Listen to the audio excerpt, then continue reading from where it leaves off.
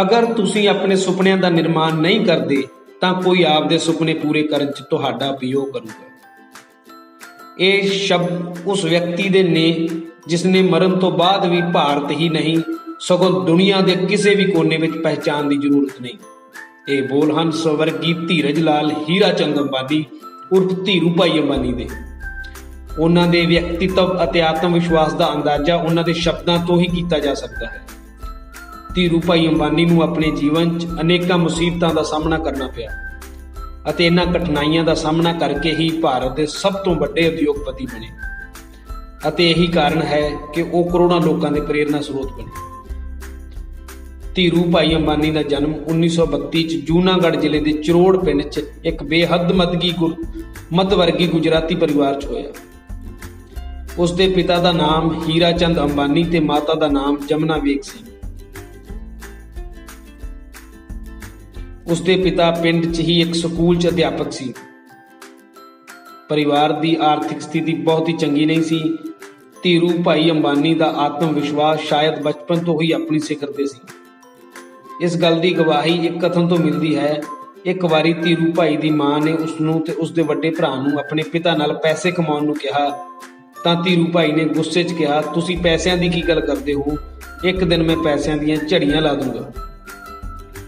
ਧੀਰੂ ਭਾਈ ਨੇ ਸਕੂਲ ਦੇ ਦਿਨਾਂ 'ਚ ਹੀ ਉੱਦਮ ਦੀ ਦੁਨੀਆ 'ਚ ਪਹਿਲਾ ਕਦਮ ਰੱਖਿਆ ਅਤੇ ਉਸਨੇ ਆਪਣੇ ਪਿੰਡ 'ਚ ਹਰ ਹਫ਼ਤੇ ਲੱਗਣ ਵਾਲੇ ਮੇਲੇ ਤੋਂ ਪਕੌੜੇ ਵੇਚਣੇ ਸ਼ੁਰੂ ਕੀਤੇ। ਉਹ ਜਿੰਨੇ ਵੀ ਪੈਸੇ ਕਮਾਉਂਦਾ ਆਪਣੀ ਮਾਂ ਨੂੰ ਲਿਆ ਕੇ ਦੇ ਦਿੰਦਾ। ਧੀਰੂ ਭਾਈ ਨੇ ਆਪਣੀ ਪਹਿਲੀ ਨੌਕਰੀ ਯਮਨ ਦੇ ਸ਼ਹਿਰ ਅਦਨ 'ਚ ਕੀਤੀ। ਉੱਥੇ ਹੀ ਇੱਕ ਕੰਪਨੀ 'ਚ ਉਹ 300 ਰੁਪਏ ਤਨਖਾਹ ਤੇ ਨੌਕਰੀ ਕਰਦੇ ਸੀ। ਉੱਥੋਂ ਹੀ ਉਦਯੋਗਿਕ ਖੇਤਰ ਦੀਆਂ ਬਾਰੀਕੀਆਂ ਜਾਣਨ ਦੀ ਲਾਲਸਾ ਧੀਰੂ ਭਾਈ ਦੇ ਮਨ ਵਿੱਚ ਪੈਦਾ ਹੋਈ। ਫਿਰ ਇੱਥੇ ਹੀ ਇੱਕ ਗੁਜਰਾਤੀ ਕੰਪਨੀ ਦਾ ਲੇਖਾ ਜੋਖਾ ਕਰਨ ਦਾ ਕੰਮ ਅਤੇ ਸ਼ਿਪਿੰਗ ਪੇਪਰ ਤਿਆਰ ਕਰਨਾ ਸਿੱਖਿਆ। ਉਹਨਾਂ ਦਿਨਾਂ ਦੌਰਾਨ ਹੀ ਆਜ਼ਾਦੀ ਦੇ ਲਈ ਹੋਏ ਯਮਨੀ ਅੰਦੋਲਨ ਨੇ ਹੀ ਆਦੇਸ਼ ਭਾਰਤੀਆਂ ਲਈ ਕੰਮ ਧੰਦਿਆਂ ਦੇ ਸਾਰੇ ਦਰਵਾਜ਼ੇ ਬੰਦ ਕਰ ਦਿੱਤੇ। ਫਿਰ 1958 'ਚ ਹੀ ਧੀਰੂ ਭਾਈ ਭਾਰਤ ਵਾਪਸ ਆ ਗਏ ਅਤੇ ਮੁੰਬਈ 'ਚ ਕੰਮ ਧੰਦੇ ਦੀ ਭਾਲ ਸ਼ੁਰੂ ਕੀਤੀ।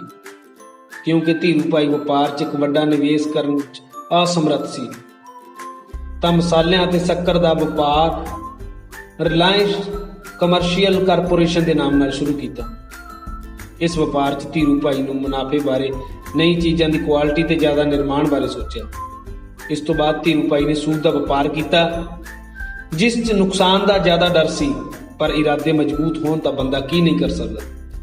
ਜਲਦੀ ਹੀ ਧੀਰੂ ਭਾਈ ਬੰਬੇ ਸੂਤ ਵਪਾਰ ਸੰਗਠਨ ਦੇ ਸੰਚਾਲਕ ਬਣੇ। ਉਹਨਾਂ ਦੀ ਦੂਰ ਦੀ ਸੋਚਣੀ ਤੇ ਜਲਦੀ ਹੀ ਪ੍ਰਭਾਵੀ ਫੈਸਲੇ ਲੈਣ ਦੇ ਗੁਣ ਨੇ ਇਸ ਵਪਾਰ 'ਚ ਉਸ ਨੂੰ ਚੋਖਾ ਲਾਭ ਦਿਵਾਇਆ।